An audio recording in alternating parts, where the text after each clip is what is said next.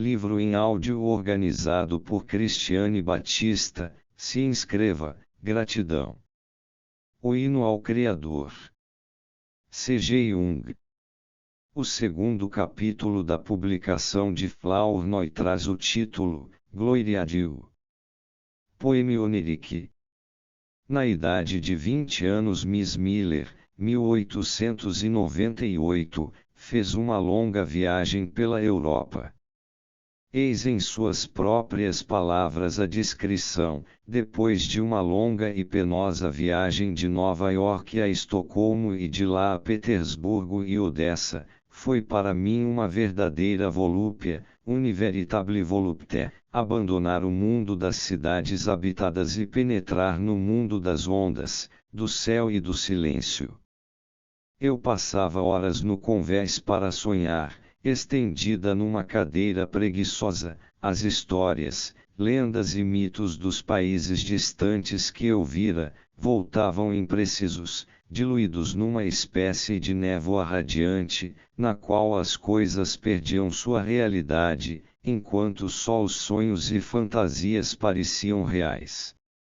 No início evitei também toda a companhia, mantendo-me à distância, inteiramente perdida em minhas fantasias, onde tudo que eu conhecia de grandioso, belo e bom me voltava à consciência com nova força e nova vida.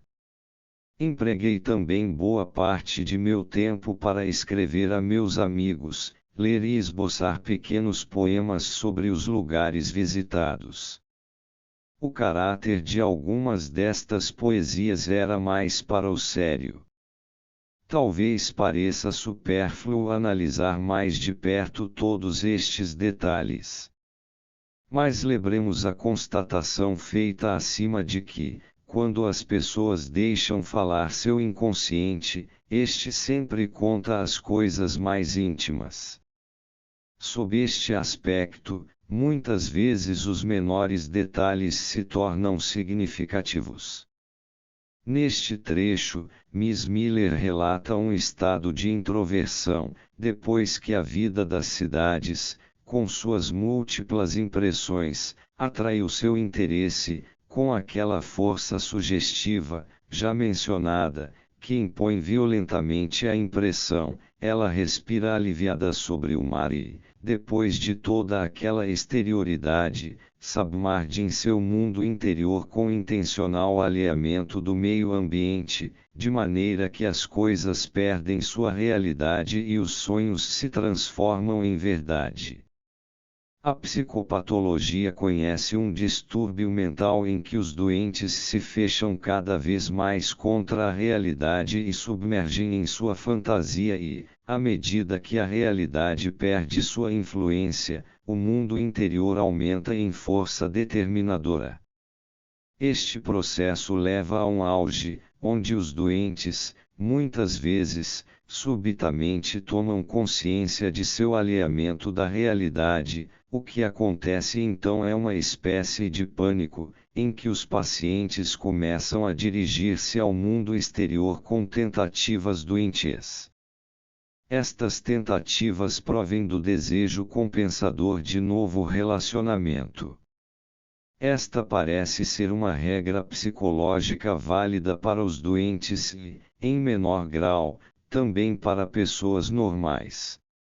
Assim pode-se esperar que depois de sua prolongada introversão, que até prejudicou temporariamente a sensação de realidade, Miss Miller seja dominada novamente pela impressão do mundo exterior, e por uma influência tão energicamente sugestiva quanto a de suas fantasias.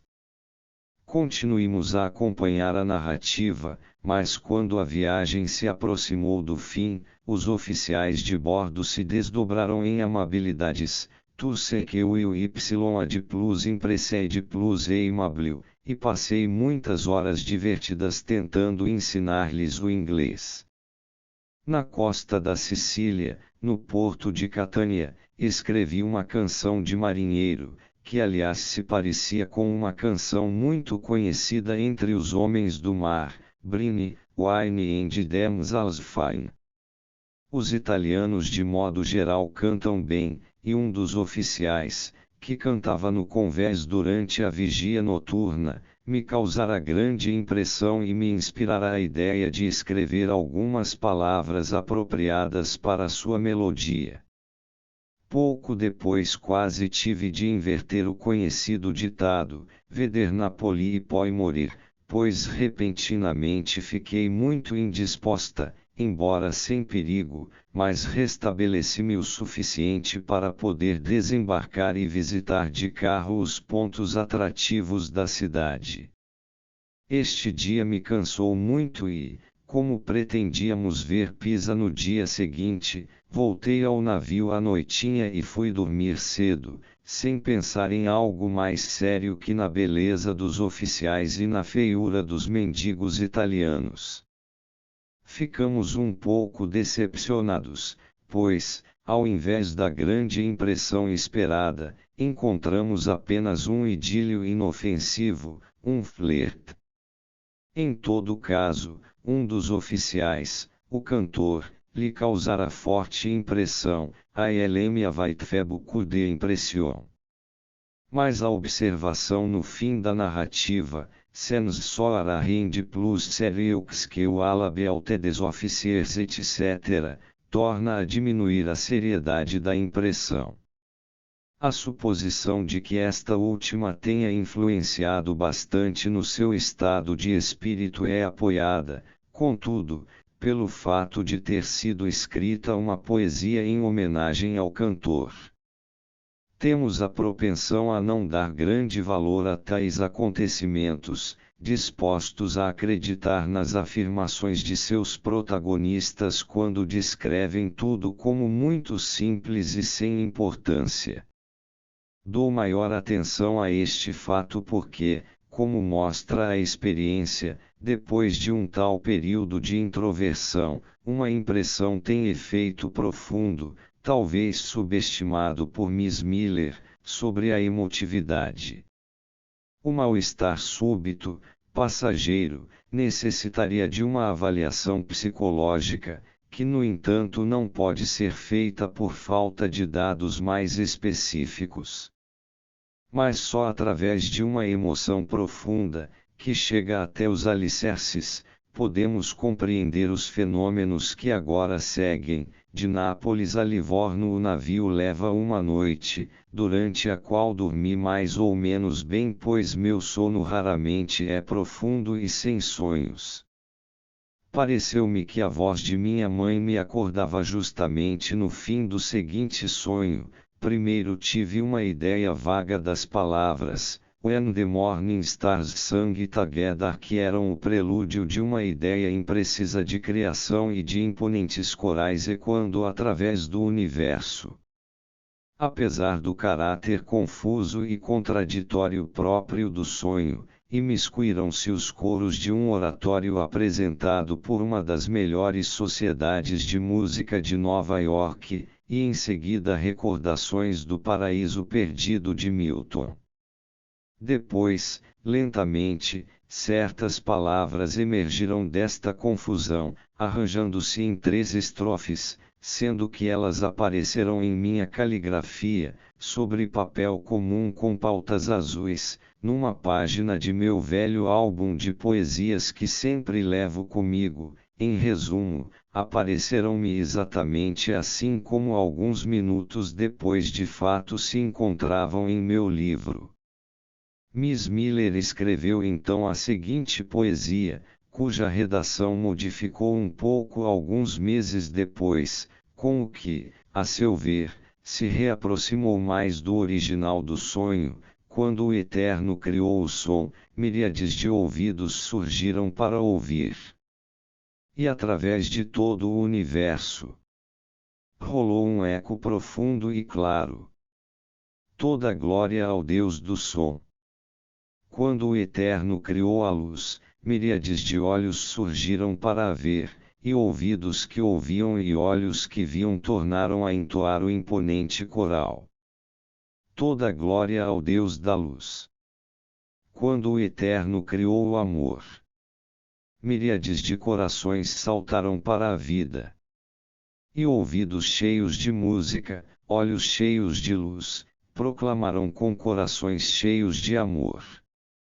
Toda glória ao Deus do amor. Antes de ocupar-nos com as tentativas de Miss Miller, de descobrir as raízes desta criação subliminal por meio de suas próprias ideias, tentaremos fazer uma revisão geral do material até agora apresentado. A impressão do navio já foi devidamente destacada, de maneira que não deverá ser difícil reconhecer os processos dinâmicos que levaram a esta manifestação poética. Já dissemos acima que Miss Miller talvez tenha subestimado consideravelmente o alcance da impressão erótica. Esta hipótese torna-se ainda mais provável pela experiência de que impressões eróticas relativamente fracas muitas vezes são subestimadas. Vemos isto mais claramente nos casos em que as pessoas envolvidas consideram uma relação erótica impossível por razões sociais ou morais, por exemplo, pais e filhos, irmãos, relações entre homens mais velhos e mais jovens, etc. Se a impressão for relativamente fraca, ela nem sequer existe para a pessoa envolvida. Se for forte, forma-se uma dependência trágica que pode acarretar qualquer despropósito. A tolerância pode ser muito grande, e não obstante todos se mostrariam moralmente chocados se falássemos de sexualidade. Um certo tipo de educação tacitamente pretende saber o menos possível sobre tais motivos ocultos, e mostrar desconhecimento total a seu respeito. Não é de admirar por isto que o julgamento em relação ao alcance de uma impressão erótica seja inseguro e insuficiente. Como vimos, Miss Miller estava perfeitamente disposta a uma impressão profunda. Mas dos sentimentos assim despertados, muito pouco parece ter vindo à tona, pois o sonho ainda teve de acrescentar muita coisa. A experiência analítica sabe que os primeiros sonhos que os pacientes trazem para a análise têm interesse especial, inclusive porque revelam julgamentos e avaliações sobre a personalidade do médico, sobre as quais teríamos perguntado em vão diretamente. Eles enriquecem a impressão consciente que o paciente tem de seu médico, e muitas vezes são conotações eróticas feitas pelo inconsciente, justamente devido à subestimação e ao julgamento inseguro da impressão. Na expressão drástica e hiperbólica do sonho, a impressão frequentemente aparece de forma quase incompreensível devido às dimensões inadequadas do símbolo. Outra peculiaridade, que parece baseada na estratificação histórica do inconsciente, é que a impressão à qual é negado o reconhecimento consciente se apodera de uma forma de relacionamento antiga. Assim se explica por que em mocinhas, por ocasião de seu primeiro amor, ocorrem sérias dificuldades de comunicação, que podem ser reduzidas a distúrbios por reavivamento regressivo da imago paterna. Podemos supor alguma coisa semelhante em Miss Miller, pois a ideia da divindade criadora masculina parece ser um derivado da imago paterna, que tem, entre outras, a finalidade de substituir a relação infantil com o pai de tal modo que venha a facilitar ao indivíduo a passagem do círculo estreito da família para o círculo mais amplo da sociedade humana. Com isto, naturalmente, o significado do quadro ainda está longe de esgotado. De acordo com estas considerações, vemos na poesia e seu prelúdio o produto poético religioso de uma introversão regressiva para a imago paterna. Apesar da percepção aparentemente insuficiente da impressão ativa, elementos importantes da mesma são incluídos no produto substitutivo, de certa forma como insígnias de sua origem. A impressão inicial tinha sido o oficial cantando durante a vigia noturna, When the Morning Stars Sang Together, cuja figura desvendou à jovem um mundo novo, criação. Este Criador criou o som, depois a luz e finalmente o amor. A criação do som em primeiro lugar tem certas paralelas no verbo criador do Gênesis, em Simão o Mago, onde a voz corresponde ao sol, nos lamentos e gritos mencionados no Poimandres, e no riso do Deus na criação do mundo, que se encontra no papiro J395 de Leiden. Podemos desde já arriscar uma conjetura que mais tarde se confirmará plenamente, isto é, a seguinte cadeia de associações: o cantor a estrela da manhã que canta o Deus do som, o Criador, o Deus da luz, do sol, do fogo e do amor. Estas designações em sua maioria encontram-se também na linguagem erótica e sempre que se intensifica, em consequência de afeto, o modo de expressão.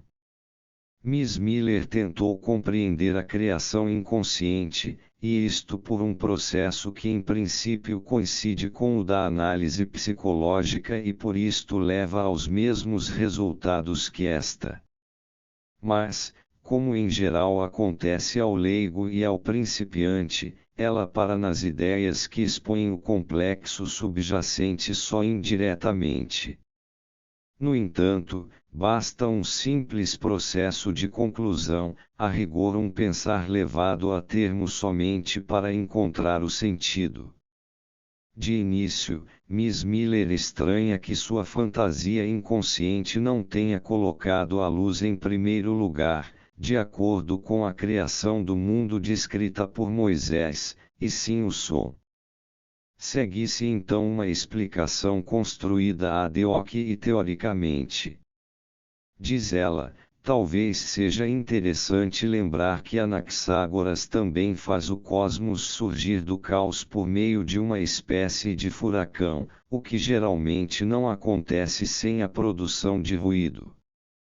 Mas naquela época eu ainda não estudara filosofia e nada sabia de Anaxágoras nem de suas teorias sobre o Nous, as quais, ao que parece, eu segui inconscientemente. Também desconhecia totalmente Leibniz e sua doutrina de um Deus calculata, fit mundus. As duas referências, Anaxágoras e Leibniz, dizem respeito à criação pelo pensamento, isto é, o pensamento divino por si só poderia produzir uma realidade material nova, uma insinuação a princípio incompreensível, mas que logo se tornará mais clara. Chegamos agora àquelas ideias das quais Miss Miller deduz o essencial de sua criação inconsciente, é sobretudo o Paraíso Perdido de Milton, na edição ilustrada por Doré, que nós tínhamos em casa e com a qual me deleitei frequentemente, desde os tempos de infância. Depois, o livro de Jó, que me lerão em voz alta desde que me lembro. Aliás, se compararmos as primeiras palavras do Paraíso Perdido com o meu primeiro verso, observamos que a métrica é a mesma. Hoffmann's Fast Desobedience. When the Eternal Fast Made Sound. Além disso, minha poesia lembra diversas passagens de Jó e uma ou duas partes do oratório de Handel, a criação, o que já ocorreu indistintamente no início do sonho. O paraíso perdido que, como se sabe, se relaciona tão intimamente com o começo do mundo, é especificado melhor pelo verso Hoffmann's Fast Desobedience, que, evidentemente, se refere ao pecado original, tema, no presente contexto, de alguma importância.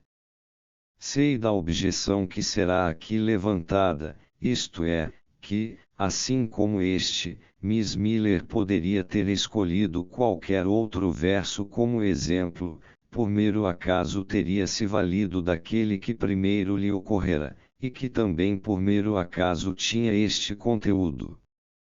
A crítica que se faz ao método das ideias que ocorrem com os pacientes frequentemente usa estes argumentos. O mal-entendido vem do fato de não se dar a devida importância à causalidade na esfera psíquica, pois não existem acasos, não há-os assim como. É assim, e por isto existe uma boa razão para que assim seja. É um fato que a poesia se relaciona com o pecado original, e nisto se manifesta aquela problemática que insinuamos acima. Infelizmente a autora não diz de que trechos de Jó ela se lembrou. Por isso só são possíveis conjecturas gerais. Em primeiro lugar, a analogia com o paraíso perdido, Jó perde tudo o que possui, e isto por sugestão de Satanás, que faz com que Deus duvide dele. Assim também, pela tentação da serpente os homens perderam o paraíso e foram expulsos para o sofrimento na terra. A ideia, ou melhor, o estado de espírito que é expresso pela reminiscência do paraíso perdido, é a sensação de ter perdido alguma coisa que se relaciona com tentação satânica. Acontece a ela como a Jó, sofre sem ter culpa, pois não se deixou levar pela tentação. Os sofrimentos de Jó não são compreendidos por seus amigos, ninguém sabe que Satanás está no jogo e que Jó realmente é inocente. Ele não cansa de afirmar sua inocência. Seria isto uma insinuação? Sabemos que certos neuróticos e sobretudo doentes mentais constantemente defendem sua inocência contra acusações inexistentes. A uma observação mais próxima descobrimos, no entanto, que o doente, ao defender sua inocência aparentemente sem qualquer motivo, na verdade faz apenas um jogo para enganar a si mesmo e que provém exatamente daqueles instintos cujo caráter é revelado pelo conteúdo das supostas acusações e negações. Figura 4 Cristo no colo da Virgem. Mestre do Alto Reno, cerca de 1400. Jó sofre duplamente, de um lado pela perda de sua felicidade, de outro lado pela falta de compreensão de seus amigos. Este último tema perpassa todo o livro. O sofrimento do incompreendido lembra a figura de Siren ou de Bar-Jarek, ele também sofre duplamente, de um lado por causa do amor sem esperança, de outro lado por não ser compreendido. Ele tomba, como vimos, na última luta desesperada contra les mensonges, les compromis, les préjugés, les lanchetes et la sottise. Oui, vous me arracheis tu, laurier et la rose. Jó se lamenta, Deus entrega-me à custódia dos ímpios, arroja-me em mãos criminosas. Vivia eu tranquilo, quando me esmagou, agarrou-me pela nuca e me triturou. Fez de mim seu alvo. Suas flechas uniam em torno de mim, atravessou-me os rins sem piedade e derramou por terra meu fel. Abriu-me com 1000 brechas e assaltou-me como um guerreiro. A analogia de sentimentos está no sofrimento da luta desesperada contra o mais forte. É como se esta luta fosse acompanhada ao longe pelos sons da criação, o que faz entrever um quadro bonito e misterioso, que pertence ao inconsciente e ainda não emergiu para a luz do dia. Pressentimos mais do que sabemos, que esta luta realmente tem algo a ver com a criação, com o duelo entre negação e afirmação. As referências ao Cyrano de Rostand pela identificação com Christian, ao paraíso perdido de Milton, aos sofrimentos de Jó, incompreendido pelos amigos, revelam nitidamente que na alma da poetisa alguma coisa se identifica com estas imagens, sofre como Cyrano e Jó, perdeu o paraíso e sonha ou planeja criação pelo pensamento, fecundação pelo sopro do pneuma. Deixemos que de novo Miss Miller nos guie. Lembro que uma vez, aos 15 anos de idade, fiquei muito perturbada com um artigo que minha mãe me lira sobre a ideia que gera espontaneamente o seu objeto. Fiquei tão perturbada que não consegui dormir a noite toda, pensando e repensando sobre o que significaria aquilo. Na idade dos 9 aos 16 anos eu ia todos os domingos a uma igreja presbiteriana onde o pároco, naquela época, era um homem muito culto. Numa das primeiras lembranças que guardei dele, vejo-me como menininha, sentada numa grande cadeira no coro da igreja, esforçando-me para ficar acordada e prestar atenção, mas não conseguindo por nada neste mundo compreender o que ele queria dizer ao nos falar do que és, cosmos e da dádiva do amor, dom de amor.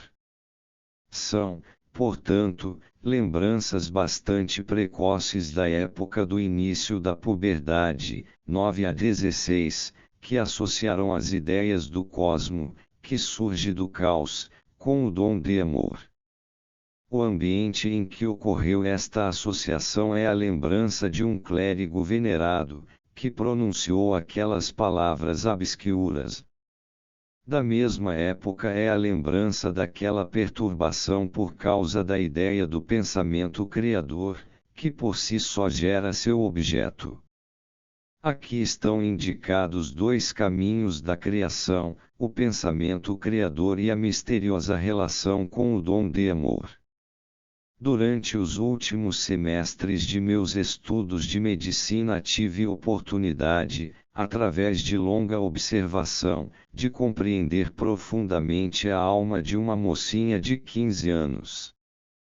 Percebi com espanto, naquela ocasião, quais são os conteúdos das fantasias inconscientes e o quanto eles se afastam daquilo que uma mocinha desta idade aparenta e daquilo que alguém de fora poderia imaginar. Eram fantasias muito ricas, de caráter verdadeiramente mítico. Ela era, na fantasia dividida, a mãe ancestral de incontáveis gerações. Se descontarmos sua fantasia realmente poética, restam elementos que provavelmente são comuns a todas as moças desta idade, pois o inconsciente é comum a todos os indivíduos em grau infinitamente maior do que os conteúdos do consciente individual, pois é a condensação do historicamente médio e frequente. O problema de Miss Miller nesta idade era o humano geral. Como serei criativa? A natureza, de início, só tem uma resposta, através do filho, dom de amor. Mas como se chega ao filho? Aqui surge o problema que, como mostra a experiência, relaciona-se com o pai, com o qual a rigor não deveria ocupar-se, pois com ele se toca no proibido incesto. Nos anos em que a criança cresce para além do âmbito familiar, o amor forte e natural que a liga ao pai se desvia para formas de pai mais elevadas, para a autoridade e os padres de igreja, e para o Deus Pai que eles por assim dizer representam objetivamente, e aí há ainda menos possibilidade de abordar o problema.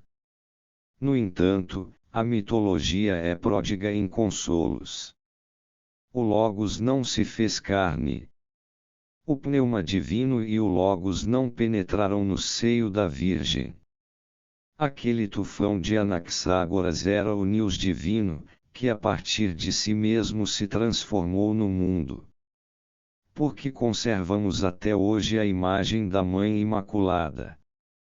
porque ela ainda é rica em consolo e, sem palavras ou sermões, diz àqueles que procuram consolo, eu também me tornei mãe pela ideia que gera espontaneamente o seu objeto. Penso que houve razões suficientes para uma noite de insônia se as fantasias próprias à puberdade se apoderaram desta ideia, pois as consequências seriam inenarráveis. Tudo o que é psíquico tem um sentido inferior e um sentido superior, como diz o profundo enunciado da mística antiga, céu em cima / céu embaixo / estrelas em cima / estrelas embaixo / tudo o que está em cima / também está embaixo. Compreende isto e alegra-te, e com isso tocamos o enigma do significado simbólico de tudo que é psíquico. Não faríamos justiça à singularidade intelectual de nossa autora se nos contentássemos em atribuir a excitação daquela noite de insônia unicamente ao problema sexual em sentido estrito. Esta seria apenas uma das metades, isto é, a metade inferior. A outra metade é a criação ideal ao invés da real. 78 Para uma personalidade capaz de trabalho intelectual, a possibilidade de criação intelectual é digna das maiores esperanças, para muitos é até uma necessidade de vida. Também este outro lado da fantasia explica a agitação, pois trata-se de uma ideia que pressente o futuro, uma daquelas ideias que, para usar a expressão de Metternich, provém do inconsciente superior, daquela potência prospectiva de combinações subliminares. É uma experiência ocasional de meu trabalho profissional diário, uma experiência sobre cuja certeza preciso expressar-me com toda a precaução exigida pela complexidade da matéria, em determinados casos de neuroses prolongadas, de vários anos, ocorrer na época do início da doença ou muito antes disso, um sonho, frequentemente de nitidez visionária, que se grava para sempre na memória e durante a análise desvenda ao paciente um sentido oculto, antecipando os acontecimentos subsequentes da vida. Estou inclinado a atribuir este sentido também à excitação daquela noite agitada, pois os acontecimentos posteriores, à medida que Miss Miller os revela consciente ou inconscientemente, parecem confirmar que aquele momento deve ser considerado como a apresentação e o pressentimento de um objetivo de vida. Miss Miller conclui suas ideias com as seguintes observações: ó sonho, me parece proceder de uma mistura de ideias do paraíso perdido, de Jó e da criação, com ideias como o pensamento que gera espontaneamente o seu objeto, a dádiva do amor, caos e cosmos. Como os fragmentos de vidro colorido num caleidoscópio, assim em sua mente se teriam combinado fragmentos de filosofia, estética e religião, sob a influência estimulante da viagem e dos países vistos de relance, combinada com o grande silêncio e a magia indizível do mar. CNF Utkisela e Rende Plus, Only This and Nothing More.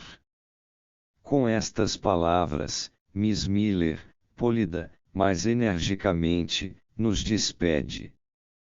Suas palavras de despedida em sua negativa final, repetida em inglês, deixa uma dúvida, a pergunta sobre que posição deve ser negada por essas palavras.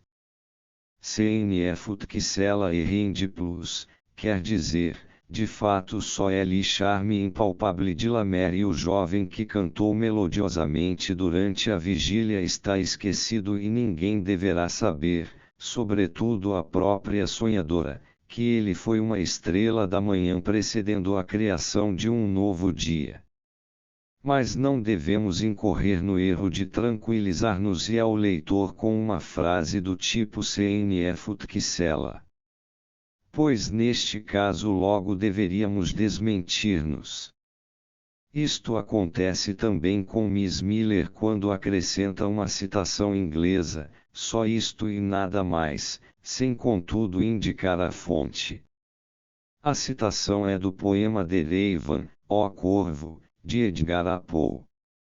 A respectiva estrofe diz: quando eu cochilava, quase adormecendo, súbito ouvi pancadas como alguém batendo levemente, na porta de minha alcova. Alguma visita, pensei comigo, batendo na porta de minha alcova. Apenas isto e nada mais. Um corvo espectral bate à noite à sua porta e lembra o poeta de sua Lenore, irremediavelmente perdida. O corvo chama-se Nevermore, nunca mais, e como estribilho a cada estrofe ele grasna o seu sinistro Nevermore. Velhas recordações voltam angustiosamente e o espectro diz implacavelmente Nevermore. O poeta procura em vão afugentar o visitante indesejado e grita para o corvo: se esta nossa partida, ave ou Satanás, gritei me erguendo, retorna às tempestades e às praias plutônicas da noite. Nem deixes negra pluma como penhor da tua mentira. Deixa minha solidão intacta. Do busto sobre minha porta sai. Tira de meu coração teu bico, daqui de minha porta vai. Grasna o corvo nunca mais. A frase que aparentemente supera a situação com facilidade, Only this and nothing more, provém de um texto que narra o desespero por causa de um amor perdido. A citação, portanto, desmente nossa poetisa.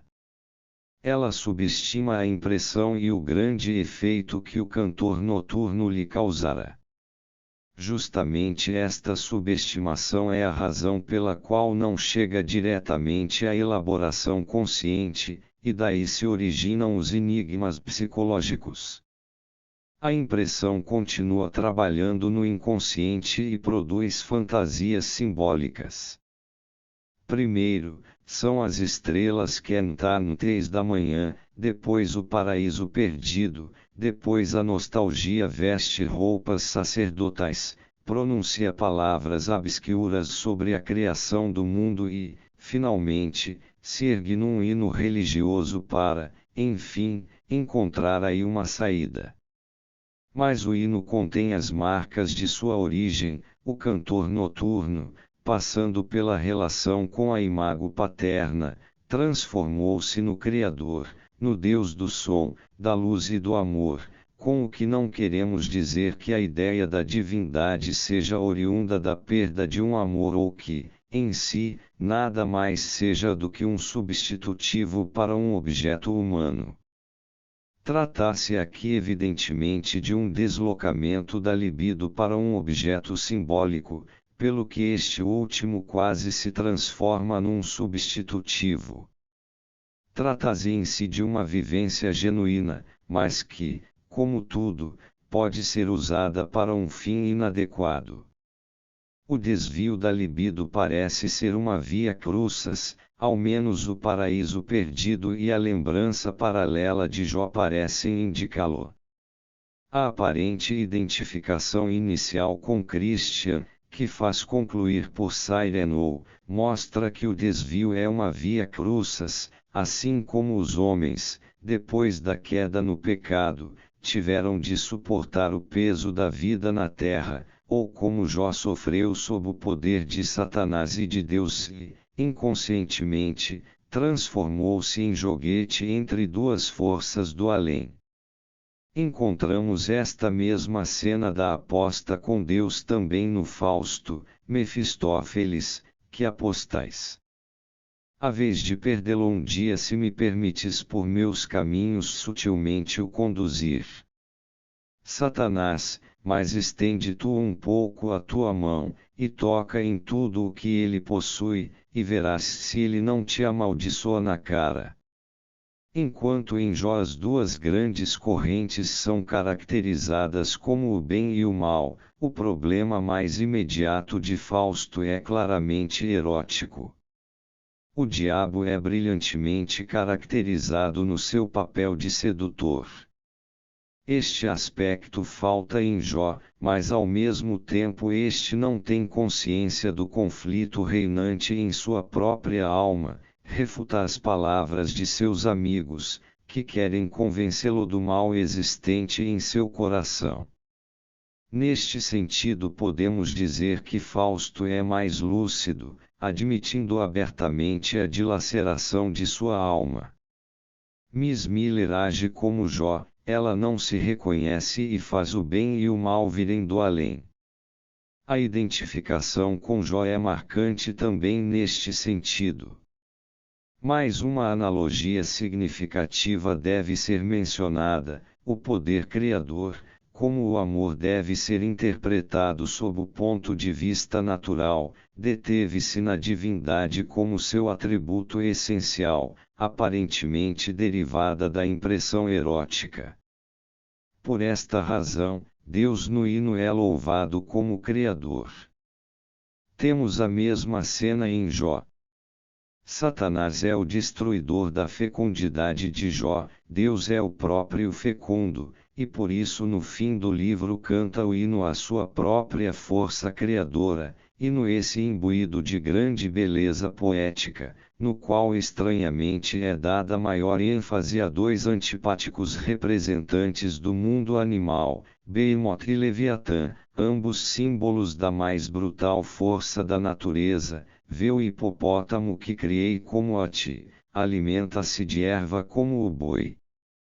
Vê a força de suas ecas, o vigor de seu ventre musculoso. Sua cauda reponta como um cedro, enfeixam-se os tendões de suas coxas. Os ossos são tubos de bronze, as vértebras, barras de ferro. Quem poderá agarrá-lo pela frente, ou atravessar-lhe o focinho com um gancho? Poderás pescar com anzol o crocodilo e atar-lhe a língua com uma corda. Serás capaz de passar-lhe um junco pelas narinas, ou perfurar suas mandíbulas com um gancho. Virá-te com muitas súplicas, ou dirigir-te a palavras suaves. Fará um contrato contigo, para que faças dele o teu criado permanente. Esta é uma tradução exata de Jó 40, 15, 18 e 24 e 28 segundo a Bíblia Vozes, no original Yungus ou Azur Bibel. O texto da Bíblia inglesa, usada por Miss Miller, como a tradução de Lutero, sob certos aspectos é mais sugestivo. Jó 40, 15, 19, vê o hipopótamo que criei como te criei a ti, que se nutre de erva como o boi.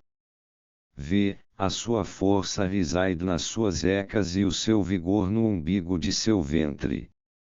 Move sua cauda como um cedro, os nervos das suas coxas estão entrelaçados. Os seus ossos são como fortes peças de bronze, seus ossos são semelhantes a barras de ferro. Ele é a obra-prima de Deus. 41:4. Poderás tu apanhar Leviatã com um anzol? Ou atar a sua língua com uma corda?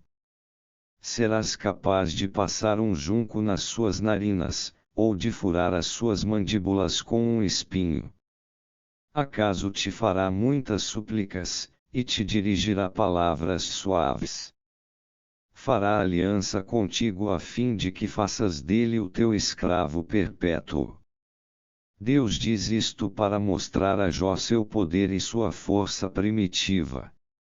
Deus é como Behemoth e Leviatã, a natureza fértil, abençoada a ferocidade e impetuosidade indomáveis da natureza e o perigo extremo da violência desenfreada. Mas o que destruiu o paraíso terrestre de Jó? A força desenfreada da natureza. A divindade, como mostra o poeta, simplesmente apresentou seu outro lado, ao qual chamamos diabo, e soltou sobre Jó todos os horrores da natureza. O Deus que criou tais monstruosidades, diante das quais os fracos e pequeninos homens estarrecem de medo, deve realmente conter em si qualidades que dão o que pensar. Este Deus mora no coração, no inconsciente. Aí está a origem do medo do indezivelmente horrível, e da força de resistir a este medo. Mas o homem, isto é, seu eu inconsciente, é como um joguete, uma pluma, levada por muitos ventos em muitas direções, ora vítima, ora carrasco, e não pode impedir a ambos. O livro de Jó nos mostra Deus agindo ao mesmo tempo como Criador e como Destruidor. Quem é este Deus? Esta pergunta se impôs à humanidade em todas as partes do mundo e em todos os tempos e sempre de novo, de forma semelhante, uma força do além, a que estamos abandonados, que cria assim como mata, uma imagem das necessidades e dos fatos inevitáveis da vida. Como, sob o ponto de vista psicológico, a figura de Deus é um complexo de ideias de natureza arquetípica, deve ser considerada como representante de uma certa soma de energia, libido, que aparece de forma projetada. Nas principais religiões da atualidade, os atributos de Deus parecem ser derivados da imago paterna, em religiões mais antigas também da imago materna. São eles o poder dominador, o Pai atemorizante e rancoroso, Antigo Testamento, e o Pai amoroso, Novo Testamento. Em certas imagens pagãs o lado materno sobressai muito, acrescentando-se ainda o elemento animal, o teriomorfo, confronte com figura 5. A ideia de Deus não é só uma imagem, mas também uma força. A força primitiva, que seu hino ao Criador reivindica em Jó, o incondicional e implacável, injusto e sobre-humano, são atributos certos e verdadeiros da força natural dos instintos e do destino que nos faz entrar na vida, que faz o pobre se tornar culpado, e contra a qual a luta, em última análise, é inútil. O homem não tem outra alternativa a não ser pactuar de algum modo com esta vontade. O acordo com a libido em hipótese alguma é um simples deixar-se levar, pois as forças psíquicas não têm uma direção única e muitas vezes até se dirigem umas contra as outras. Um simples deixar-se levar dentro de pouco tempo acarretaria uma confusão enorme. Frequentemente é difícil, ou mesmo impossível, perceber a corrente fundamental e, com isto, a direção certa. Colisões, conflitos e enganos são inevitáveis. Vemos que em Miss Miller o hino religioso, composto inconscientemente, vem ocupar o lugar do problema erótico. Seu material é obtido, em sua maior parte, de reminiscências reanimadas pela libido introvertida. Se a criação não tivesse acontecido, Miss Miller estaria à mercê da impressão erótica, com as consequências habituais, ou com um desfecho negativo, que teria substituído a felicidade perdida por uma tristeza proporcionalmente grande. Sabe-se que as opiniões divergem sobre o valor do desfecho de um conflito erótico como é apresentado por Miss Miller.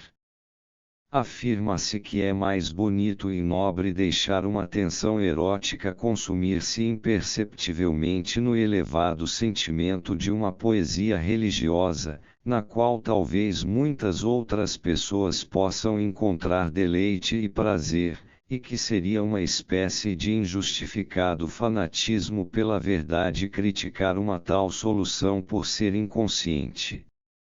Não quero decidir esta questão neste ou naquele sentido, mas procurar averiguar o que significam o aparente desvio da libido e a aparente autoilusão no caso de uma assim chamada solução não natural e inconsciente, isto é, quais os objetivos visados.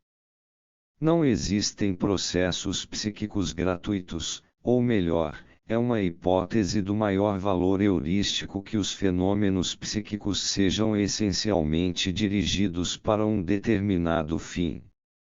O fato de termos comprovado o episódio amoroso como raiz e causa da poesia ainda não significa muito como explicação, e não responde ainda à pergunta sobre o fim visado.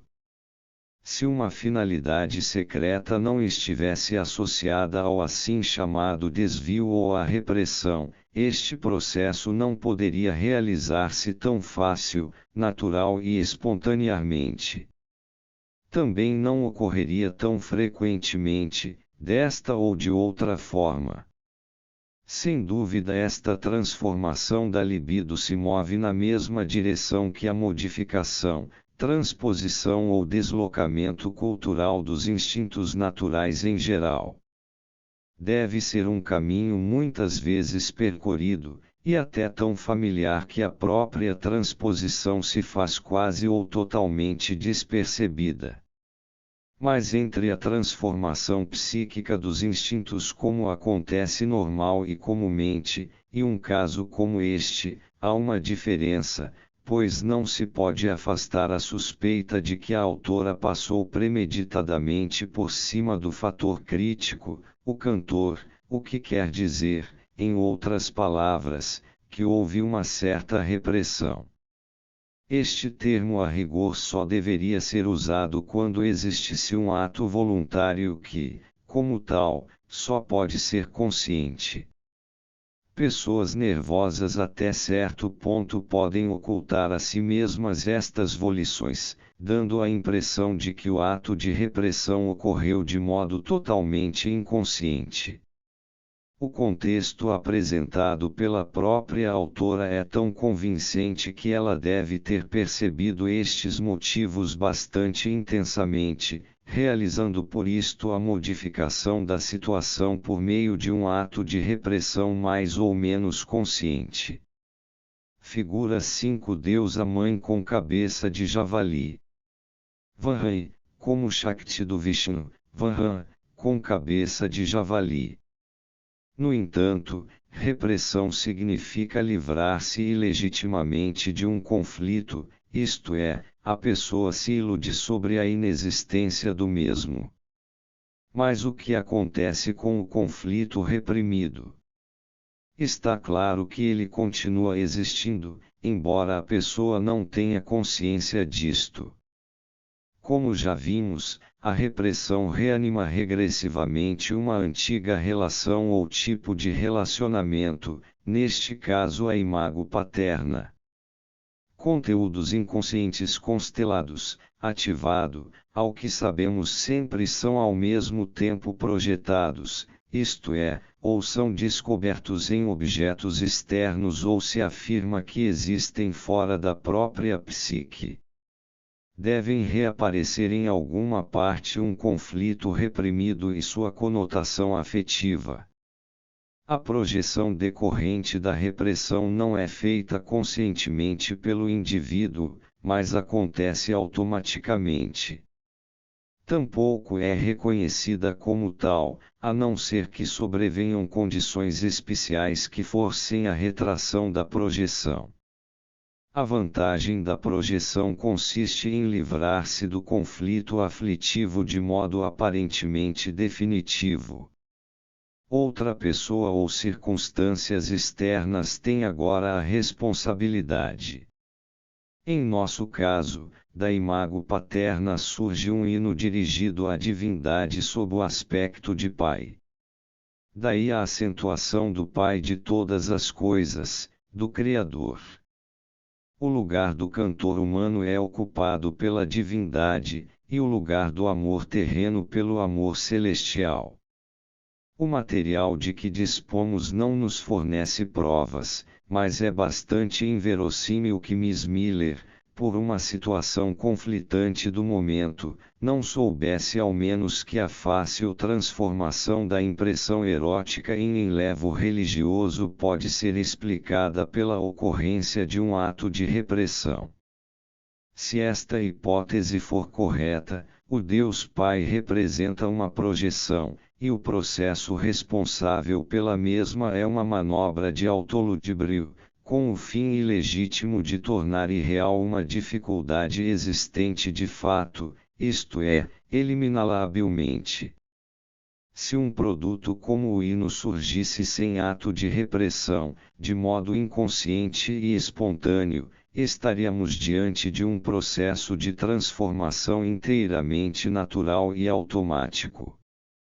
Neste caso, a divindade criadora derivada da imago paterna não mais seria um produto de repressão, um substitutivo, mas um fenômeno natural inevitável.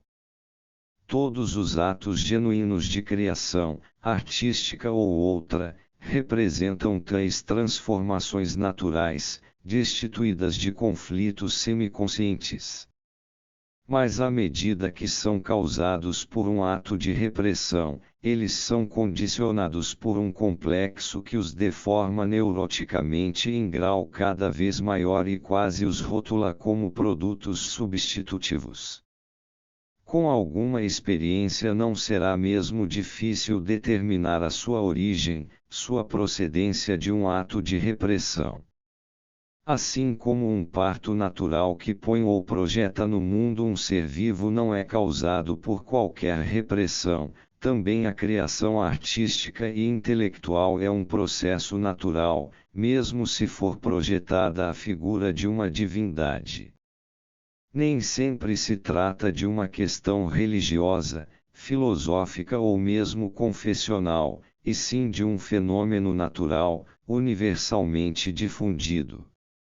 Este último até constitui a base dos conceitos sobre Deus em geral, que são tão antigos que não sabemos ao certo se são decorrentes de uma imago paterna ou se esta provém deles.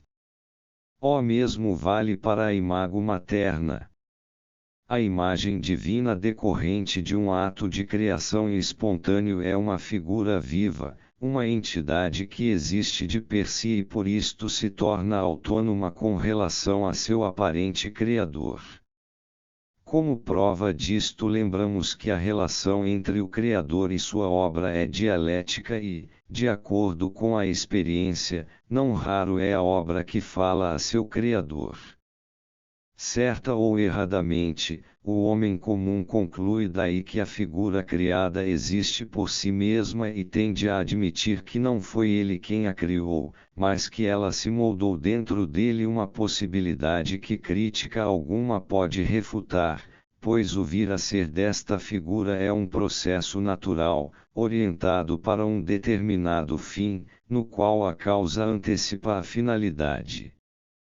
Como se trata de um fenômeno natural, fica em aberto se uma imagem divina é criada ou se cria a si mesma.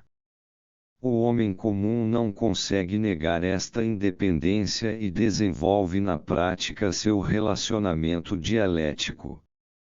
Assim, em todas as situações difíceis ou perigosas apela para sua presença, com o intuito de deixar a seu cargo as dificuldades aparentemente insuportáveis e esperar a sua ajuda. Psicologicamente, isto quer dizer que os complexos que afligem a alma são transferidos conscientemente para a divindade, o que é o inverso direto de um ato de repressão. Neste último, os complexos são deixados para uma instância inconsciente, preferindo-se esquecê-los, enquanto na prática religiosa é muito importante que se tenha consciência das dificuldades, isto é, dos pecados. Um excelente meio para isto é a confissão recíproca de pecados, TD 5,16, que impede eficientemente que eles se tornem inconscientes. Estas medidas visam a conscientização dos conflitos, o que também é conditio sine qua non da psicoterapia. Assim como o tratamento médico institui a pessoa do médico como receptor dos conflitos do paciente, assim a prática cristã recorre a Cristo, pois nele temos a redenção pela virtude de seu sangue, a remissão dos pecados. Ele é o Redentor e resgatador de nossa culpa, um Deus que está acima do pecado. Ele não cometeu pecado, nem em sua boca se encontrou engano, carregou nossos pecados em seu corpo sobre o madeiro da cruz. Assim também Cristo se ofereceu uma só vez, em sacrifício, para apagar os pecados de muitos. Este Deus é caracterizado como isento de pecados e como autoimolador. A projeção consciente, como é visada pela educação cristã, traz assim um benefício psíquico duplo. Primeiro, o conflito, pecado, entre duas tendências opostas permanece consciente, impedindo-se assim que, em virtude da repressão e do esquecimento de um sofrimento conhecido, desenvolva-se um sofrimento desconhecido e por isso tanto mais aflitivo. Segundo, alivia-se a carga, entregando-a a Deus, que sabe de todas as soluções. Mas a figura de Deus é essencialmente uma imagem psíquica, um complexo de representações de natureza arquetípica, que a fé considera como idêntico a um ens metafísico. A ciência não tem competência para julgar esta colocação. Ao contrário, ela precisa procurar sua explicação sem esta hipóstase. Só pode constatar, por isto, que o lugar do homem objetivo passa a ser ocupado por uma figura, Gestalt, aparentemente subjetiva, isto é, um complexo de representações. Este complexo, como mostra a experiência, possui certa autonomia funcional. Ele se revela como uma existência psíquica. Com isto se ocupa antes do mais a experiência psicológica e, sob este aspecto, também pode ser objeto da ciência. Esta só pode constatar a presença de fatores psíquicos e, enquanto não ultrapassarmos esta limitação por meio da fé, em todas as questões assim chamadas metafísicas confrontamo-nos exclusivamente com existências psíquicas. Estas existências, justamente por sua natureza psíquica, estão intimamente entrelaçadas com a personalidade individual e por isto sujeitas a uma infinidade de variações, ao contrário de um postulado de fé, cuja uniformidade e durabilidade estão garantidas tradicional e institucionalmente. A limitação imposta pela abordagem científica faz com que a figura, Gestalt, religiosa se apresente essencialmente como um fator psíquico, que só teoricamente pode ser separado da psique individual. Quanto mais for separado desta conceitualmente, tanto mais perde sua plasticidade e expressividade, pois deve seu cunho peculiar e sua vivacidade justamente à sua íntima ligação com a psique individual. A observação científica transforma a figura, Gestalt, divina, em relação à qual a fé postula segurança e certeza absolutas, numa grandeza variável e difícil de ser definida, embora não possa pôr em dúvida sua existência, em sentido psicológico. Coloca, portanto, no lugar da certeza da fé a incerteza da percepção humana. A mudança de posição assim determinada não deixa de ter consequências profundas para o indivíduo. O consciente vê-se isolado num mundo de fatores psíquicos, onde só o máximo cuidado e discernimento podem impedi-lo de assimilar estes últimos e identificá-los consigo mesmo. Este perigo é tão grande porque na experiência imediata, em sonhos, visões, etc., as figuras religiosas têm grande tendência de aparecer sob formas variadas, frequentemente revestem-se a tal ponto da matéria da psique individual, que se torna duvidoso se, afinal, não foram produzidas pelo indivíduo. Isto de fato é uma ilusão da consciência, e bastante frequente. Na realidade, a experiência íntima provém do inconsciente, sobre o qual não temos qualquer poder. O inconsciente é natureza que nunca engana, só nós nos enganamos. Ao prescindir de conceitos metafísicos por basear-se apenas na experiência demonstrável, o raciocínio científico leva diretamente àquela incerteza causada pela variabilidade dos fatores psíquicos. Ele acentua a subjetividade da experiência religiosa, o que constitui uma ameaça para a coletividade de uma crença. A Igreja cristã se previne contra este perigo, sempre sentido e muitas vezes experimentado. Seu sentido psicológico é expresso da forma mais clara nos preceitos da Epístola de São Tiago: confessai, pois, vossos pecados uns aos outros. É extremamente importante manter unida a comunidade através do amor de uns para com os outros. As instruções paulinas não deixam dúvidas a respeito: fazei-vos servos uns dos outros pela caridade. Perseverai no amor fraterno. Olhemos uns pelos outros, para estimularmos a caridade e as boas obras. Não nos afastemos das nossas reuniões. Na comunidade cristã, a fraternidade parece ser condição essencial para a redenção, ou como quer que chamemos o estado almejado. A primeira epístola de São João é semelhante: quem ama o seu irmão, permanece na luz, mas quem odeia seu irmão, está em trevas. Ninguém jamais viu a Deus. Se nos amarmos mutuamente, Deus permanece em nós. Mencionamos acima que os pecados são confessados reciprocamente e os problemas espirituais são transferidos para a figura divina. Com isto estabelece-se uma estreita ligação entre Deus e o homem. Mas não só com Deus, também com o próximo deve existir união através do amor. E esta parece ser tão importante quanto aquela. Se Deus só permanece em nós se amamos o irmão, poderíamos quase supor que o amor é mais importante que Deus.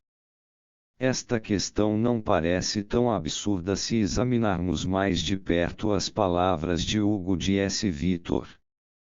Pois tu possuis grande poder, ó amor, só tu pudeste trazer Deus do céu para a terra.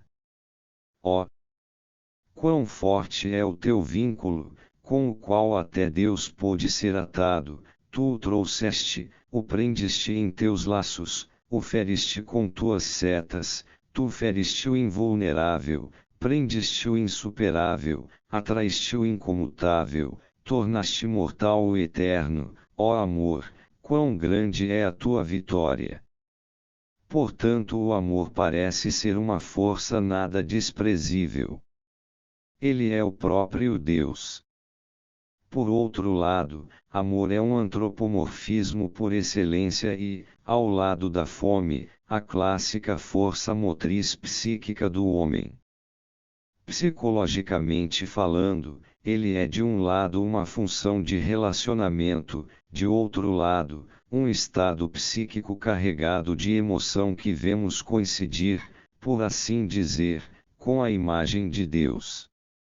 O amor indubitavelmente tem uma determinante instintiva, ele é uma característica e uma atividade humana, e se a linguagem religiosa define Deus como amor, existe o grande perigo de confundir o amor que age no homem com os atos de Deus. Aqui estamos diante do já mencionado arquétipo profundamente arraigado na alma individual, onde é necessário o maior cuidado para eliminar o tipo coletivo da psique pessoal, ao menos conceitualmente. Na prática, esta distinção é importante, pois o amor humano é considerado como uma conditio sine qua non para a presença divina. Sem dúvida, temos aqui um problema sério para aqueles que querem libertar o relacionamento entre o homem e Deus da psicologia. Para o psicólogo, a situação é menos complexa. O amor empiricamente se revela como a força do destino por excelência, quer se apresente como concupiscência baixa ou como afeição espiritual. Ele é uma das mais possantes forças motrizes das coisas humanas. É considerado divino, e esta designação lhe cabe com justa razão, pois tudo o que há de mais poderoso na psique sempre foi chamado de Deus. Se acreditamos em Deus ou não, se louvamos ou praguejamos, sempre deixamos escapar a palavra Deus. Sempre e em toda parte o psiquicamente poderoso se chama algo como Deus. No entanto, Deus sempre é confrontado com o homem e dele expressamente diferenciado. O amor, contudo, é comum a ambos. E é próprio do homem enquanto ele o domina, mas ao palavra em grego, quando ele é seu objeto ou sua vítima. Psicologicamente, isto quer dizer que a libido, como força do desejo e do anseio, em sentido mais amplo como energia psíquica, em parte está à disposição do eu, mas em parte se mantém autônoma com relação a ele e, eventualmente, o domina a ponto de o levar involuntariamente a uma situação de emergência, ou então lhe desvenda uma inesperada e adicional fonte de energia. Como a relação do inconsciente com a consciência não é puramente mecânica ou complementar, e sim compensatória e em consonância com as parcialidades da atitude consciente, não se pode negar o caráter inteligente da ação inconsciente. Estas experiências tornam compreensível que a imagem divina tenha sido concebida como um ser pessoal. Como o inconsciente impôs aos homens em última análise um destino espiritual em sentido mais amplo e em grau cada vez maior, foi desta experiência que resultou o conceito de que a figura de Deus é um espírito e este deseja o espírito. Isto não é invenção nem do cristianismo nem dos filósofos, mas uma experiência humana primitiva que também o ateu confirma. Neste caso trata-se apenas daquilo de que se fala, não de sua aceitação ou negação. A outra definição de Deus por isto diz: Deus é Espírito. A imagem pneumática de Deus assentou-se de forma especial no Logos, conferindo ao amor que provém de Deus um caráter especial, isto é, o da abstração, como o encontramos no conceito do amor cristão. É este amor espiritual, que a rigor é muito mais inerente à imagem de Deus do que ao homem, que deve unir a comunidade dos homens. Por isto acolhei-vos uns aos outros, como também Cristo vos acolheu para a glória de Deus. É natural que Cristo acolheu os homens com amor divino, por isto também o amor dos homens entre si não só deve, mas pode ter um caráter espiritual ou divino, como diz nossa citação. Isto não é tão natural assim, pois psicologicamente a energia de um arquétipo não está à disposição do consciente. Por isto também as formas do amor humano com razão não são consideradas como espirituais e muito menos divinas. A energia do arquétipo só se transmite ao eu humano quando este é influenciado ou dominado por uma ação autônoma do arquétipo. Desta experiência psicológica deveríamos concluir que o homem que exerce um amor espiritual esteja inteiramente dominado pelo mesmo através de um donum gratiae, pois dificilmente ele poderia por seus próprios meios usurpar uma ação divina como é o amor. Justamente graças ao donum amoris ele pode, neste sentido, ocupar o lugar de Deus. De fato, podemos constatar psicologicamente que um arquétipo é capaz de dominar o eu e mesmo obrigá-lo a agir em seu sentido, do arquétipo. O homem pode aparecer na forma do arquétipo e realizar atos correspondentes a ele, pode, de certo modo, ocupar o lugar de Deus, razão por que não só é possível, mas natural, que outros homens se dirijam a ele como se dirigissem a Deus. Esta possibilidade sabidamente é uma instituição na Igreja Católica, cuja eficiência psicológica não pode ser negada. Deste relacionamento surge uma comunidade de natureza arquetípica, que se distingue de todas as outras comunidades porque sua finalidade ou seu objetivo não é uma utilidade imanentemente humana, mas um símbolo transcendental, cuja natureza corresponde às características do arquétipo dominante. A aproximação entre os homens causada por esta comunidade proporciona uma intimidade psíquica que, por sua vez, influi na esfera instintiva do amor humano e por isso encerra determinados perigos. São sobretudo os instintos do erotismo e do poder constelados inevitavelmente. A intimidade cria certa aproximação entre os homens que muito facilmente leva àquilo de que o cristianismo os quer libertar, isto é, a atração do excessivamente humano, com todas as consequências e necessidades sob as quais sofreu o homem já bastante civilizado de nossa era.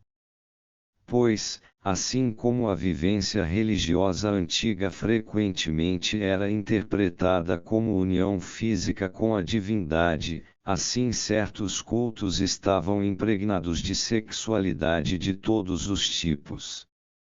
A sexualidade era demasiado fácil no relacionamento entre os homens. A decadência moral dos primeiros séculos do cristianismo produziu uma reação moral nascida das trevas das camadas mais baixas da sociedade, reação essa que nos séculos II e III encontra sua manifestação mais pura nas duas religiões antagônicas, o cristianismo de um lado e o mitraísmo de outro. Estas religiões almejavam uma forma superior de comunidade, sob o signo de uma ideia projetada, encarnada. Ali tornavam-se úteis para a preservação da sociedade todos aqueles instintos mais fortes do homem que antes o arrastavam de uma paixão para outra, o que os antigos entendiam como determinação dos maus espíritos, como e palavra em grego, e o que psicologicamente também poderíamos traduzir como coerção da libido. Um exemplo entre muitos é o destino de Alípio, nas Confissões de Santo Agostinho. Mas a devassidão dos cartagineses, que se manifesta em toda a sua selvageria naqueles espetáculos brutais e vãos, o arrastara ao turbilhão desta miséria. Agostinho o converteu com sua sabedoria. E ele depois destas palavras se reergueu da profundidade da lama pela qual voluntariamente se deixara tragar, e o ofuscara com prazeres infaustos, com corajosa abstinência sacudiu o lodo de sua alma, toda a sujeira do circo o abandonou, e ali não mais foi ter. Alípio foi então a Roma para estudar direito, e recaiu no erro. Uma infeliz paixão o atraiu perdidamente para os jogos de gladiadores. Pois se a princípio ainda os renegava e abominava, alguns amigos e colegas, que encontrou ao regressarem de um festim, o forçaram amistosamente a acompanhá-los ao anfiteatro no dia destes jogos cruéis e sanguinários, embora ele se negasse e resistisse com todas as suas forças. Figura 6 Cenas dos Mistérios de Eleusis. Ó iniciando, com a cabeça coberta, recebe a força purificadora da joeira. Segundo um vaso funerário, século I. Ele lhes disse: ainda que arrasteis meu corpo para aquele lugar e o prendais, podereis voltar também meu espírito e meus olhos para aquele espetáculo. Pois estarei presente e ausente e manter-me-ei além de vós e destes jogos. Apesar destas palavras, levarão-no consigo, curiosos em saber se realmente cumpriria o que dissera. Ao chegarem, sentaram-se onde ainda havia lugares, e tudo ardia em prazer desumano. Alípio fechou os olhos e proibiu sua alma de aventurar-se em tais perigos. Ó! Tivesse ele também tapado os seus ouvidos. Pois quando um dos gladiadores caiu na luta e o povo irrompeu em tremendo clamor, deixou-se levar pela curiosidade. Disposto a desprezar orgulhosamente qualquer cena, fosse ela qual fosse, abriu os olhos. E sua alma foi ferida mais gravemente que o corpo daquele que desejara ver. Tombou mais miserável que aquele cuja queda provocou. O clamor que penetrou em seus ouvidos e o fez abrir os olhos, formando uma brecha através da qual foi atingido e derrubado, ele, mais arrojado do que forte de espírito, e tanto mais fraco por ter confiado em si mesmo e não, como deveria, em ti. Pois ao ver o sangue, também se sentiu dominado pela sede de sangue e não mais se desviou. Olhou para a luta e absorveu-lhe o ódio, embora não soubesse. Regozijou-se no jogo nefando e deixou-se embriagar pelo prazer sanguinário. Já não era mais o mesmo de quando viera, e sim o autêntico cúmplice daqueles que o haviam trazido. Que mais se pode dizer? Ele viu, participou do clamor, inflamou-se e levou consigo o desejo louco de voltar sempre e sempre de novo, não só em companhia daqueles que primeiro o haviam levado, mas à frente de todos e aliciando outros. É bem verdade que a civilização do homem custou os mais pesados sacrifícios. Uma época que criou o ideal estoico deve ter sabido muito bem para que e contra o que o inventava. O século de Nero forneceu o conteúdo para as célebres passagens da 41ª Epístola de Sêneca a Lucílio, um induz o outro ao erro, e como poderemos chegar à bem-aventurança se ninguém impõe um basta, se todo mundo nos arrasta cada vez mais para o fundo? Se, em algum lugar, encontrares um homem destemido no perigo, impassível diante dos prazeres, feliz no infortúnio, sereno em meio à tempestade, superior ao comum dos mortais, em nível igual aos deuses, não senteis então veneração. Não tive forçado a dizer, um ente tão sublime realmente é mais que só um miserável corpo. Ali reina uma força divina, um espírito tão privilegiado, pleno de moderação, superior a tudo o que é mesquinho, que sorri diante daquilo que tememos ou desejamos, este é animado por uma força celestial, tal não existe sem a participação de um Deus. Em sua maior parte, um tal espírito pertence às regiões de onde desceu até nós. Assim como os raios do sol alcançam a terra mas têm suas raízes no lugar de onde vêm, assim um eminente, santo homem, enviado até nós para que conheçamos melhor o divino, de fato convive conosco, mas na realidade pertence à sua pátria original, para lá dirige seu olhar e seus anseios, entre nós caminha como um ente superior. Os homens daquela época haviam amadurecido para a identificação com o Logos encarnado, para a instituição de uma sociedade portadora de uma ideia em nome da qual podiam amar-se e chamar-se irmãos. A ideia de palavra em grego, um intermediário, em cujo nome se abriam novos caminhos para o amor, tornou-se realidade, e com isto a sociedade humana deu um enorme passo para a frente. Isto não foi consequência de uma filosofia sutilmente elaborada, mas de uma necessidade elementar da massa que vegetava em treva espiritual. Necessidades profundas devem ter impelido os acontecimentos neste sentido, pois a humanidade não se sentia bem naquele estado de devassidão. O sentido daqueles cultos cristianismo e mitraísmo está claro, é a repressão moral de instintos animais. A grande expansão das duas religiões revela alguma coisa daquele sentimento de redenção inerente aos primeiros adeptos e que hoje em dia dificilmente conseguimos compreender. Poderíamos tornar a compreendê-lo se pudéssemos ver clara e coerentemente o que tornou a acontecer em nossos dias.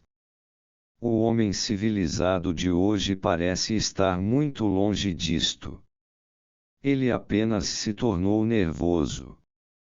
Estão perdidas para nós as necessidades que a comunidade cristã sentia, pois não conhecemos mais o sentido delas. Não sabemos contra o que ela nos deveria proteger. Para pessoas esclarecidas, a religiosidade se aproximou muito da neurose. Devemos lembrar, contudo, que a educação cristã no sentido espiritual levou inevitavelmente a uma desvalorização indevida da física e, com isto, produziu uma imagem otimista distorcida do homem. Julgamo-nos excessivamente bons e espirituais, somos por demais ingênuos e otimistas. Em 2 guerras mundiais o abismo do mundo reabriu-se e nos trouxe um ensinamento que não poderia ter sido mais terrível. Sabemos agora do que é capaz o ser humano, e o que nos ameaça se a psique das massas voltar a dominar. Psicologia das massas é egoísmo exacerbado até o inconcebível, pois seu fim é imanente e não transcendente. Com isto voltamos ao nosso ponto de partida, isto é, a questão se Miss Miller criou alguma coisa de valor com seu poema. Se levarmos em consideração as condições psicológicas ou histórico-morais sob as quais se originou o cristianismo, isto é, numa época onde a brutalidade desenfreada constituía espetáculo diário, compreendemos o empolgamento religioso que dominava toda a personalidade e o valor da religião que defendia o homem da civilização romana contra o visível avanço do mal. Para aqueles homens não era difícil manter viva a ideia do pecado, pois o viam diante de si no dia a dia.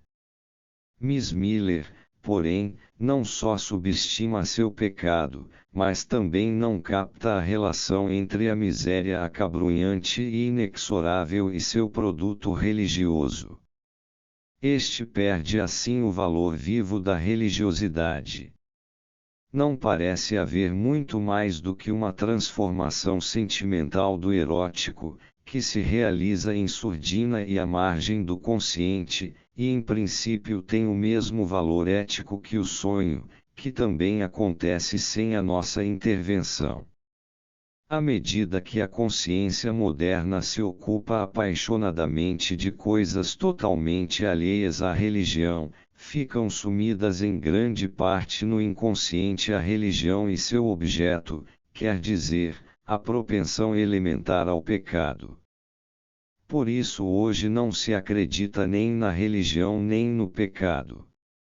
A psicologia é taxada de fantasia suja, quando seria fácil convencer-nos dos demônios que a alma humana abriga se lançássemos um rápido olhar através da história das religiões e dos costumes. A esta descrença na brutalidade da natureza humana associa-se a incompreensão da importância da religião.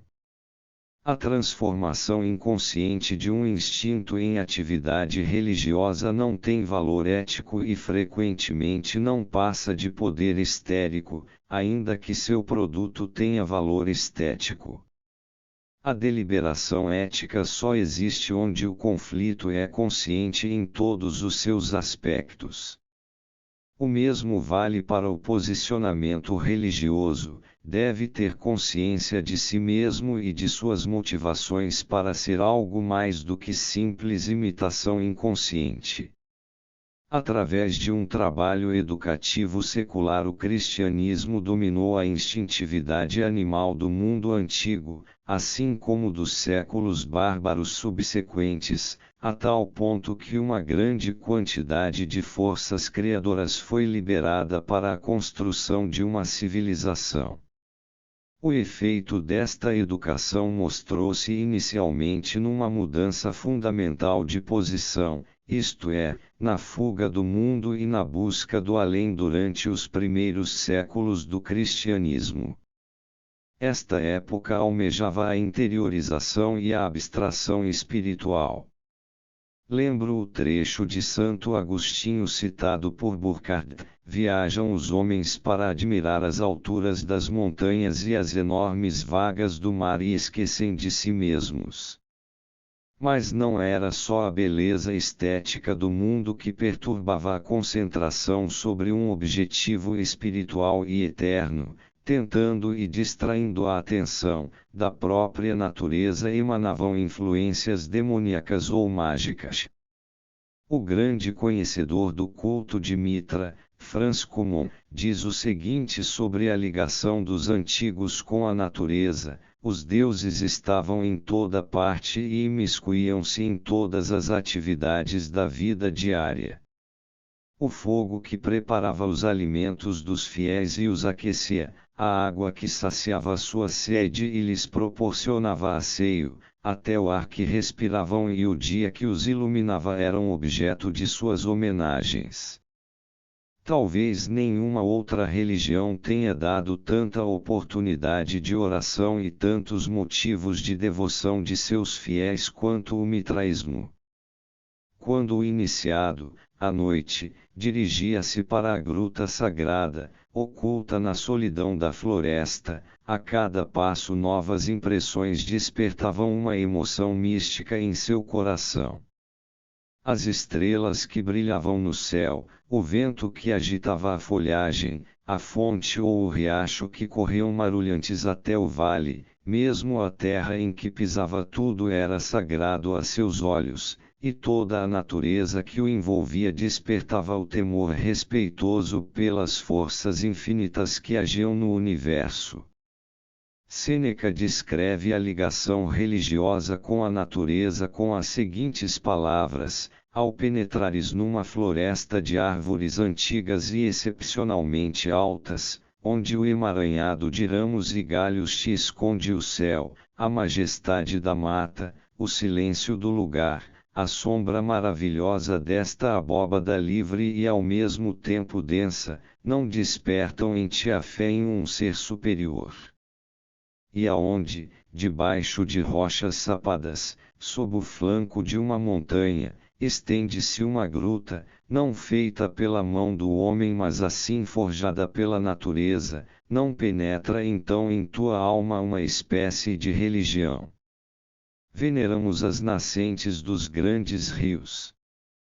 Onde quer que das profundezas da terra brote uma água, ali se ergue um altar. Reverenciamos as fontes de águas térmicas, muitos lagos são tidos como sagrados por seu negror sombrio ou por sua insondável profundeza. Em contraste brusco com o antigo sentimento religioso diante da natureza está a atitude cristã de afastamento do mundo, como a descreve Santo Agostinho: mas que amo eu quando amo a ti, meu Deus. Não amo a beleza do corpo nem os encantos temporais, nem o brilho da luz, tão cara a estes olhos, nem as doces melodias das mais variadas cantigas, nem o aroma suave das flores e de perfumados bálsamos e ervas, nem o maná, nem o mel, nem os membros que se regozijam com os abraços da carne. Não é isto que amo, quando amo meu Deus, que é luz, voz, olfato, alimento, abraço de meu ser íntimo, onde resplandece para minha alma uma luz sem limites, onde ressoa o que tempo algum pode calar, onde emanam perfumes que o vento não dissipa, onde apetece o que a gula não reduz, e onde permanece unido o que tédio algum separa. É isto que amo, quando amo a meu Deus. O mundo e sua beleza precisava ser evitado, não só por sua vaidade e inconsistência, mas porque o amor à criação logo transformou o homem em seu escravo, como diz Santo Agostinho, os homens amores subdunctureis, isto é, as coisas criadas, e subditi indicare non possum. São dominados pela afeição às coisas e perdem até sua capacidade de julgamento. Deveria ser possível amar alguma coisa, isto é, ter uma inclinação positiva para com alguma coisa, sem se deixar dominar por ela a ponto de perder o discernimento e o bom senso. Mas Santo Agostinho conhece os homens de seu tempo e sabe quanta divindade e quanta supremacia divina está encerrada na beleza do mundo. Só tu, ó Deusa, guias portanto os caminhos da natureza, sem ti criatura alguma alcança da luz a glória, sem ti nada de bom, nada de belo pode surgir no mundo. Assim Lucrécio canta a alma Vênus como o princípio onipotente da natureza. O homem está irremediavelmente à mercê deste demônio, se não afastar elimine e categoricamente esta influência sedutora.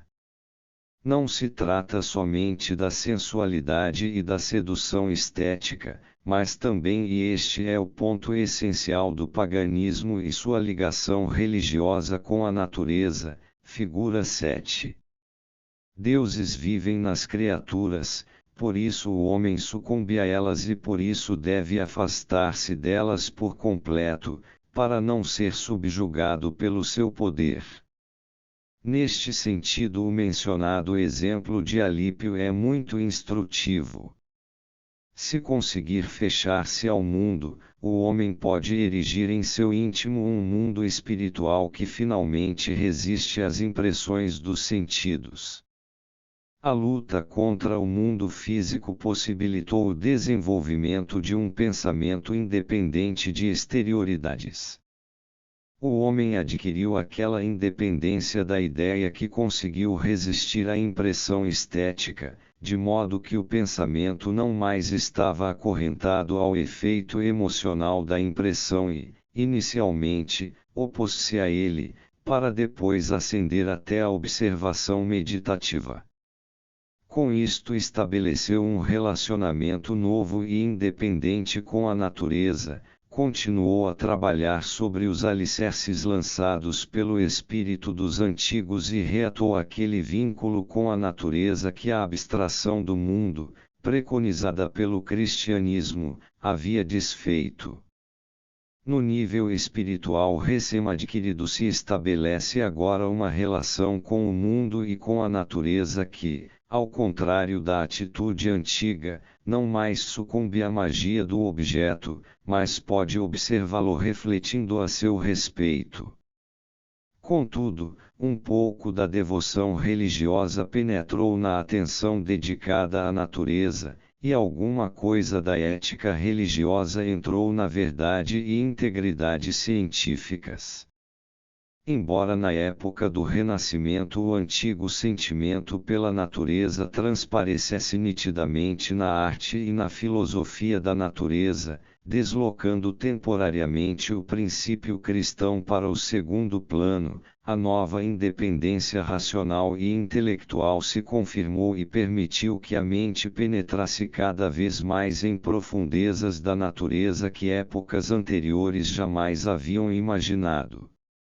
Quanto mais o novo espírito científico penetrava e avançava nos segredos da natureza, tanto mais ele se tornava prisioneiro deste mundo que havia conquistado, como só ia acontecer com o vencedor. Ainda no início deste século, um autor cristão interpretava o espírito moderno como uma segunda encarnação do Logos.